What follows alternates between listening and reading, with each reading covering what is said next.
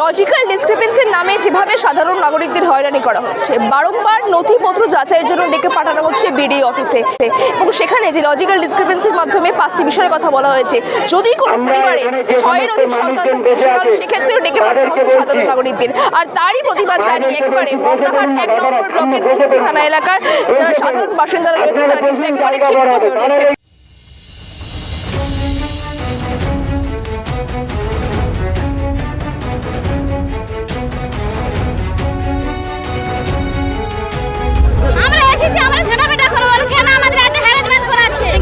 আমার কোনো ভুল নেই, শুধু আমার বাবার 6টা সন্তান বলে আমার হিয়ারিং এ ডেকেছে।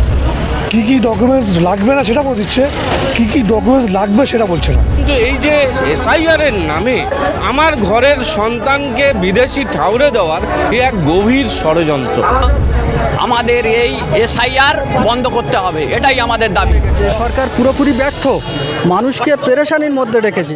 আমরা কোনো কর্পোরেট সংস্থা বা রাজনৈতিক দলের অর্থে পরিচালিত নই। স্বাধীন, নির্ভীক ও সত্যনিষ্ঠা সাংবাদিকতা চালিয়ে যেতে আপনাদের এই সাপোর্ট আমাদের একমাত্র শক্তি।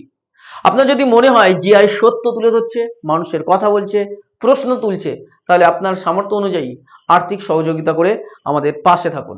এই এলাকায় সাধারণ নাগরিকরা রয়েছেন তারা কিন্তু এতটাই ক্ষিপ্ত হয়ে উঠেছেন যে যেভাবে তাদেরকে হেনস্থার শিকার করতে হচ্ছে, এবং সাধারণ যারা ঘরের মহিলারা রয়েছেন তারা কিন্তু একেবারে ঝাঁটা নিয়ে চলে এসেছেন। তারা বলছেন যে তারা এতটাই বিরক্ত বোধ করছেন যে যেভাবে এত কাজ থাকা সত্ত্বেও তাদেরকে বারংবার ডেকে পাঠানো হচ্ছে বিডিও অফিসে, এবং গিয়ে সেখানে ঘন্টার পর ঘন্টা লাইনে দাঁড়িয়ে নথিপত্র যাচাই করা হচ্ছে। সব মিলিয়ে এই সমস্ত বিষয় নিয়ে তারা প্রতিবাদ জানিয়ে আজকে উস্তি থানার বিডিও এখানে বিডিও অফিসে এসেছেন, এবং সেখানে তারা তাদের যে সমস্যা ছিল, তাদের যে অভিযোগ ছিল, সেই সমস্ত অভিযোগ তারা এসেছিল। যদিও তারা কিন্তু একেবারে সেখানে পুলিশি বাধার সম্মুখীন হয়, তারা বলছেন যতক্ষণ না পর্যন্ত তারা তাদের অভিযোগ জানাতে পারছেন বিডিও অফিসারকে, তারা কিন্তু এই জায়গায় একেবারে অবরোধ করবেন। আমার ক্যামেরা পার্সনকে আরও একবার সেই দৃশ্য দেখাতে বলবো। উস্তি এলাকার যারা সাধারণ বাসিন্দা রয়েছেন এবং মগরাহাট এলাকার যারা সাধারণ বাসিন্দা রয়েছেন তারা কিন্তু এখানে একেবারে অবরোধ করবেন বলছেন, যতক্ষণ না পর্যন্ত তারা বিডিও অফিসারের সঙ্গে কথোপকথন করছেন। এবং এই বিষয় নিয়ে সাধারণ মানুষ কি ক্ষোভ উগড়ে দিচ্ছেন এসআইআরকে কেন্দ্র করে সরাসরি শোনাবো আপনাদের। যে লজিক্যাল ডিসক্রিপেন্সিতে 5টা বিষয়ের কথা বলা হয়েছে, সেই জায়গায় দাঁড়িয়ে দেখতে পাচ্ছে যে যদি কোনো পরিবারে 6-এর অধিক সন্তান থাকে সেক্ষেত্রে ডাক পাঠানো হচ্ছে, বা নাম ভুল হলে সেক্ষেত্রে ডাক পাঠানো হচ্ছে। এই যে ক্ষুদ্র ক্ষুদ্র বিষয়ে বারংবার করে হয়রানি করা হচ্ছে সাধারণ নাগরিকদের, কি সমস্যার সম্মুখীন হতে হচ্ছে এখানকার মানুষদের? যখন এই এসআইআর ঘোষণা করেছিল, বলেছিল যে সামান্য কোনো ভুল থাকলে তাদের কোনো নোটিশ জারি হবে না, কিন্তু আমরা দেখলাম এসআইআর চলাকালীন পর্যায়ক্রমে একের পর এক অনিয়ম নির্বাচন কমিশনের অফিস থেকে আসতে থাকে। এই লজিক্যাল ডিসক্রিপেন্সি, এই যে নতুন একটা টার্ম, এর আগে কোথাও ব্যবহার হয়নি। কোথাও সামান্য ভুলের জন্য তাকে নোটিশ জারি করা হচ্ছে এবং তাকে হয়রান করা হচ্ছে। অনেকগুলো কারণে লজিক্যাল ডিসক্রিপেন্সি দেখানো হচ্ছে। আমরা মনে করি এগুলো একেবারে সাধারণ বিষয়, যে কোনো সময় এগুলো আমরা কারেকশন করে নিতে পারতাম, কিন্তু এই যে এসআইআর এর নামে নির্বাচন কমিশন যে ধরনের আচরণ করছে নাগরিকদের সাথে, মনে হচ্ছে যথেচ্ছা যাকে বলা হয়, সে মনে হচ্ছে জোর জবরদস্তি করে নাগরিকদের কাছ থেকে আর কি কাগজ আছে সেটা বার করা, যদি না দিতে পারা আমার ঘরের সন্তানকে বিদেশি ঠাউরে দেওয়ার এক গভীর ষড়যন্ত্র। লজিক্যাল ডিসক্রিপেন্সি আসলে একটা স্বৈরাচারী পদক্ষেপ। আমরা সিপিডিআরএস মানবাধিকার সংগঠন এবং পথের দাবি এবং যে বিএলও ঐক্য মঞ্চ এবং বিদ্যুৎ সংগঠন, গ্রাহকদের সংগঠন অ্যাবেকার একদম ইচ্ছাকৃত গাজোয়ারি, এখানে কোনো কনস্টিটিউশনাল কোনো নেই। আপনি বলুন সন্তানের বিষয় নিয়ে যে বিষয়টা আসছে, আচ্ছা মানুষ যখন কম পড়াশোনা করেছে, যখন কালচারালি পিছিয়ে ছিল, আর্থিকভাবে পিছিয়ে ছিল, তখন হিন্দু মুসলমান উভয়ের পরিবারের সন্তান 7 জন, 8 জন, 9 জন, 10 জন হয়েছে। এটাকে তো একটা মানুষের তার ব্যক্তি স্বাধীনতার উপরে হস্তক্ষেপ না? কোথাও কি সংবিধানে বলে দিয়েছে যে 5 জনের বেশি সন্তান নেওয়া যাবে না? তাহলে আমি এআই নামক যে যন্ত্রটাকে, যে প্রযুক্তি ব্যবহার করছি, সেখানে 5 জনের নাম দিয়ে 6 জন যদি হয় সন্দেহের তালিকায় রাখছি। অর্থাৎ আপনাকে বলা হচ্ছে আরও একজন ব্যক্তি ব্যক্তি আপনাকে পিতা হিসাবে এবং মাতা হিসাবে পরিগণিত করছে। আমাদের সন্দেহ হচ্ছে, প্রমাণ করুন যে সেটা সঠিক নয়। আপনি ভাবুন তো, এই ধরনের কোনো প্রশ্ন হতে পারে? এই লজিক্যাল ডিসক্রিপেন্সি এটা? তাহলে স্বয়ং প্রধানমন্ত্রী তার পরিবারের সন্তানের সংখ্যা কত? তাহলে তাকে কি নোটিশ জারি করা হচ্ছে? এমনকি বিরোধী দলনেতা তাঁর বাবা শিশির অধিকারী না শিশির কুমার অধিকারী, এই কুমারের জন্য কি তাহলে হয়রানি হবে? তাহলে তাদের নামে কি নোটিশ জারি হচ্ছে? নাকি দেখে দেখে সংখ্যালঘু, পিছিয়ে পড়া, প্রান্তিক, গরিব, পরিযায়ী, যারা একেবারে হতদরিদ্র অশিক্ষিত মানুষ, তাদেরকে এগুলো, যেহেতু তাদের কাগজ নেই, তারা কোনো কাগজ দেখাতে পারবে না, তাই তাদেরকে বাদ দেওয়া সহজ বলে সব টার্গেট করা হচ্ছে লজিক্যাল ডিসক্রিপেন্সির মাধ্যমে। Thank you. বিভিন্নভাবে আমরা বিভিন্ন জায়গায় দেখতে পাচ্ছি যেভাবে এসআইআর এর নাম করে একেবারে সাধারণ নাগরিকদের হয়রানি করা হচ্ছে, বারংবার ডেকে পাঠানো হচ্ছে বিডিও দপ্তরে, নানান নথিপত্র যাচাই করা হচ্ছে। আপনাদের কি সমস্যার সম্মুখীন হচ্ছে? বলছিলাম আমাদের যে হ্যারাসমেন্ট করা হচ্ছে কি কারণে, তা সেই জন্য আমাদের যে দাদা, আমাদের যে ছোট ছোট বলছি বয়স্ক দাদা, আমাদের আব্বা মায়েদের সমবয়স্ক যারা আছে, তারা কেন এইরকম হ্যারাসমেন্ট? একবার তো নাম লিখেছে, ফের তারপরে কেন ভুল আসবে? আমরা তো সব কাগজপত্র ঠিকঠাক করে নাম লিখছি, তারপরে কেন আমাদের এত হ্যারাসমেন্ট করাচ্ছে? আমাদের যে দাদারা কাগজপত্র ঠিক করে বাইরে চলে গিয়েছে, তারা ফের আবার তাদের বাইরে থেকে চলে আসতে হচ্ছে। আমাদের কত বয়স্ক দাদারা আব্বারা হার্ট অ্যাটাক করছে, কত রোগে আক্রান্ত হচ্ছে। এইগুলো কেন?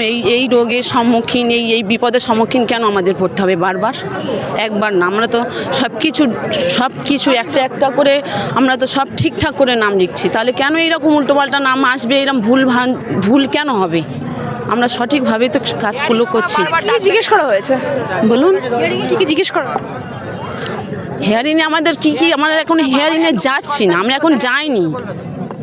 আপনি কি বলছেন? ভালো, আমি একবার অ্যানাউন্সমেন্ট দিয়েছি। হেয়ারিংয়ে একটা বাবার তো এমনি অন্য কাস্টে এমনি তো একটা বাবার তো 5টা সন্তান থাকতেই পারে, সেখানে তাহলে একটা ওই 5 জনকে কেন এক জায়গায় ডেকে একই কাগজপত্র ফর্ম ফিল আপ জমা দেওয়ার পরেও কেন বারবার মানুষকে এতভাবে বিভ্রান্ত করছে? তো আমরা এই নিয়ে আজকের পথ অবরোধ, যে আমরা এই দাবি চাই, যে এই দাবি আমাদের যদি সলিউশন করে দেয় তাহলে আমরা এই পথ অবরোধ ছেড়ে দেবো। যে একটা বাবার তো সবাই জানে, তখন এমনি তো তোমার তো একটা লোক তো এমনি অন্য যে কাস্ট, তো ওদের তো 2টো বিয়ে তো করতেই পারে, 2 থেকে 3টে বিয়ে।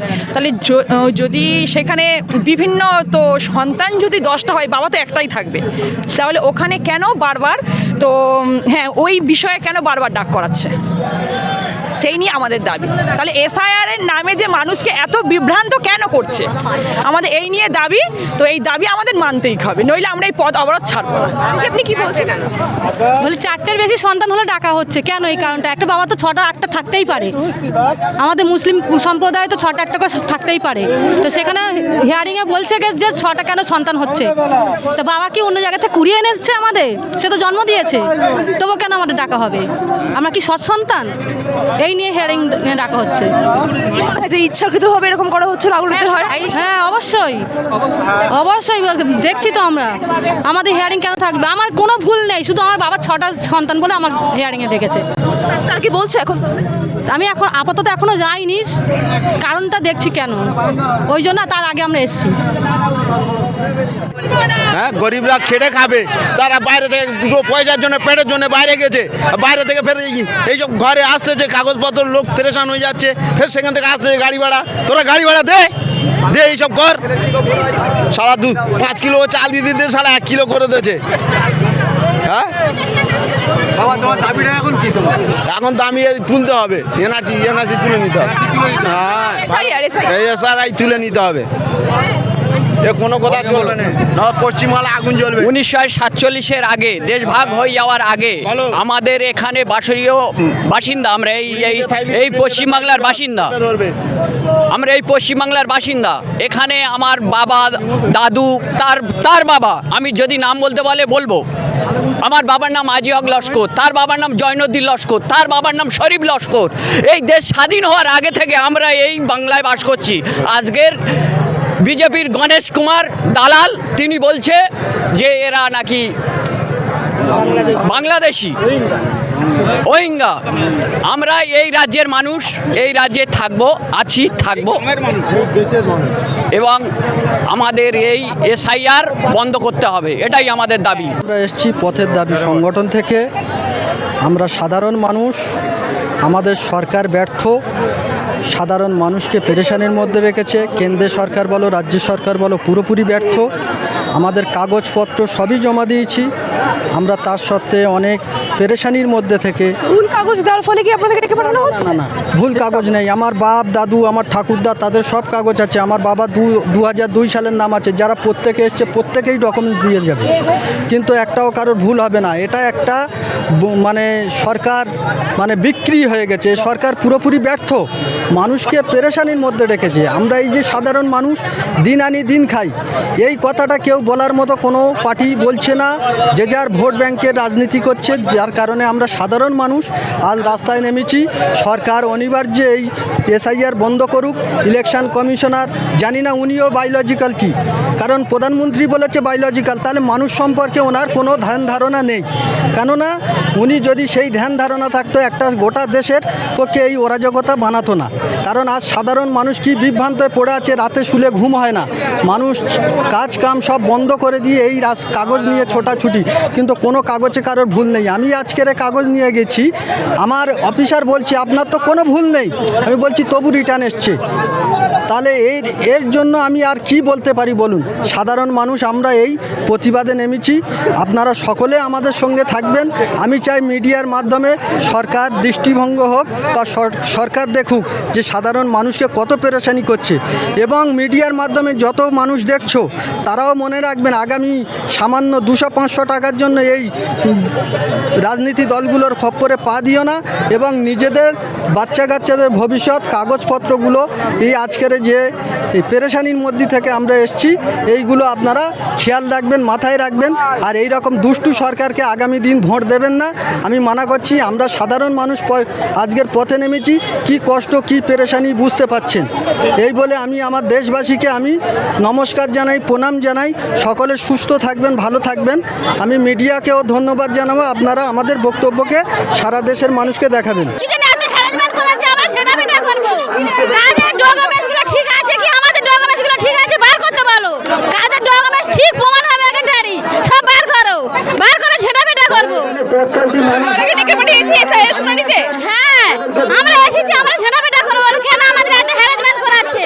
তাদের ডকুমেন্টস আমরা এসব মানি না। তাদের ডকুমেন্টস বার করো, আমাদের ডকুমেন্টস বার করবো। কোনটা ঠিক কোনটা ভুল দেখুন। ঝাঁটা নিয়ে এসেছেন? হ্যাঁ, ঝাঁটা নিয়ে এসেছি। মারবো বলে আমাদের কেন এত হ্যারাসমেন্ট করাচ্ছে? মারবো বলে ঝাঁটার বাড়ি না, ঠিক হলে মারবো। তাদের ঠিক আমাদের ঠিক কোনটা ভুল প্রমাণ দেখাক, দেখালে মারবো। অপারেশন করে দিচ্ছি, তবু আমাদের কাগজ ফিরত আসতেছে, আমরা মানবো না, মানছি না। সম্মুখীন হতে হচ্ছে আপনাদের এই সমস্যার সম্মুখীন। সব থেকে বড় এভিডেন্স আমার কাছে রয়েছে, নরেন্দ্র মোদী প্রধানমন্ত্রী প্রত্যেক দিনে 100,000 কোটি টাকা মদখোর পুলিশদের, গাঁজাখোরদের, মদখোরদের দিচ্ছে। এর এভিডেন্স আমার কাছে আছে। 1 নম্বর পয়েন্ট। 2 নম্বর পয়েন্ট, কাঁড়া খোঁড়া মানুষ, শালা আমাদের একদিন না কাজ করলে একদিন খাওয়া হয় না। পরস্পর আমাদের যেতে হচ্ছে। আমরা কি নরেন্দ্র মোদী কি আমাদের পাগল কুকুরের মতো ব্যবহার করছে? আমাদের তো অধিকার চাই। আমরা ভারতে জন্মগ্রহণ করে ভুল করেছি। আমরা কি ভারতে জন্মগ্রহণ করে ভুল করেছি? নরেন্দ্র মোদীকে এই জবাবটা দিতে হবে। আর বারবার আপনাদেরকে হিয়ারিং এ ডেকে কি জিজ্ঞেস করা হচ্ছে? আমি তো কাগজ জমাই দিইনি, তা হিয়ারিং এ যাবো কি করে? নরেন্দ্র মোদীর কথা কে শুনবো? তো পাগলা, ওর কথা কে শুনবে? এসআইআরের জন্য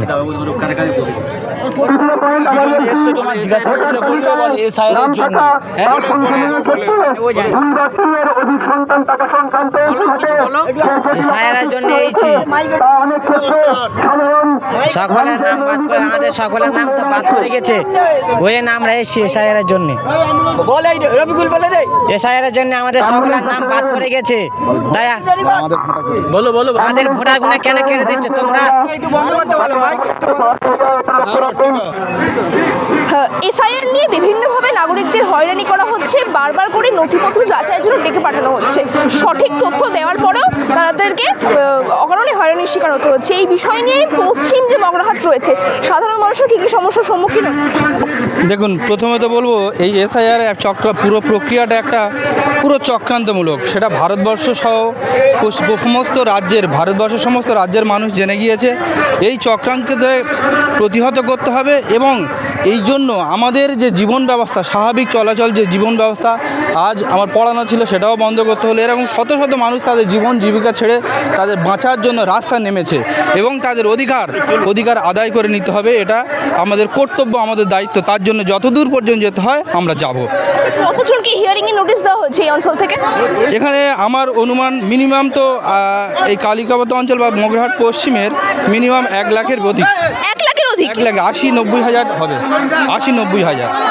সমস্যা দেখা হচ্ছে ওখানে? হ্যাঁ, বিভিন্ন সমস্যা, যেমন কারো 6 সন্তান, কারো বাবার নামের ভুল, কার বাবার সাথে যে বয়সের একটা ডিফারেন্স। কোনো বাবা হয়তো কোনো তৎকালীন সময় 15-16 বছর বয়সে বিয়ে করেছিল, কিন্তু তার সন্তানের সাথে বাবার যে বয়সের ডিফারেন্স, সেটা কম হওয়ার জন্য তাকেও ডাকা হচ্ছে।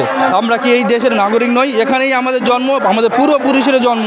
সেই জন্য আমাদের যে অধিকার, সেই অধিকার কেড়ে নেওয়ার জন্য যে চক্রান্ত চলছে তার বিরুদ্ধেই আন্দোলন। আপনাকে কি ডেকে পাঠানো হয়েছে হিয়ারিংয়ের জন্য? হ্যাঁ, আমাকে নিজেরও ডাকা হয়েছে, কারণ আমরা 6 ভাই, আমরা 6 ভাই নই, অথচ আমাকে ডাকা হয়েছে হিয়ারিংয়ে। আগামীকাল আমার হিয়ারিং আছে। সেখানে কি বলা হচ্ছে আপনাকে? আমাদের যে ডকুমেন্টস আছে সেই ডকুমেন্টসগুলো নিয়ে যাব। সুপ্রিম কোর্টও কিছু ডকুমেন্টস বলেছেন, যেগুলো মাধ্যমিকের অ্যাডমিট, মার্কশিট আছে, সার্টিফিকেট আছে, ওবিসি সার্টিফিকেট আছে, এতগুলো তবুও আমাদেরকে পাঠিয়েছে। এই যে লজিক্যাল ডিসক্রিপেন্সি, সেই লজিক্যাল ডিসক্রিপেন্সির নামে আপনাদেরকে হেনস্থার শিকার হতে হচ্ছে, এই সব মিলিয়ে আপনারা এসআইআর প্রক্রিয়াতে খুশি? অবশ্যই না, একটুও খুশি নয়।